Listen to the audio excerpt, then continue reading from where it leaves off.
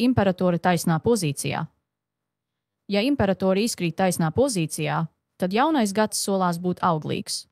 Gan burtiskā, gan pārnestā nozīmē.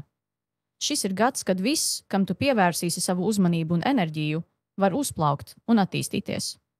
Attiecībās šī kārts norāda uz stabilitāti un siltumu. Ja esi attiecībās, tās kļūst dziļākas un harmoniskākas.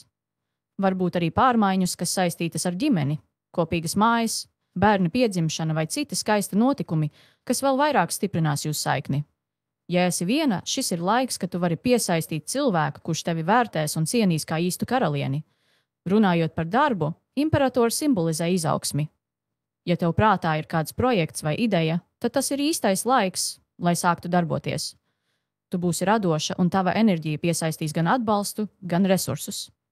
Finansiāli ļoti labs gads. Tu ne tikai spēsi nopelnīt, bet arī atradīsi veidus, kā ieguldīt vai radīt stabilu pamatu nākotnē. Šis ir gads, kad tavs darbs nesīs augļus, un tu to pamanīsi gan ciparos, gan gandarījumā. Un tagad svarīgākais, šis ir gads, kad tev būs jāiemācās rūpēties ne tikai par citiem, bet arī par sevi. Imperators saka, māki būt gan karaliene, gan saimniece, bet neaizmirsti arī vienkārši baudīt dzīvi. Kā saka, ja ziedi, tad pilnā krāšņumā. Kad imperatori izkrīt apgrieztā pozīcijā, jaunais gads var būt kā dārzs, kur ziediem trūkst ūdens. Potenciāls ir, bet kaut kā pietrūkst, lai tas uzplauktu. Attiecībās tas var nozīmēt, ka tev jāpievērš lielāka uzmanība tam, kā tu jūties pati. Ja esi attiecībās iespējams jutīsi, ka dod vairāk nekā saņem, vai arī kaut kas attiecībās šķiet neskaidrs.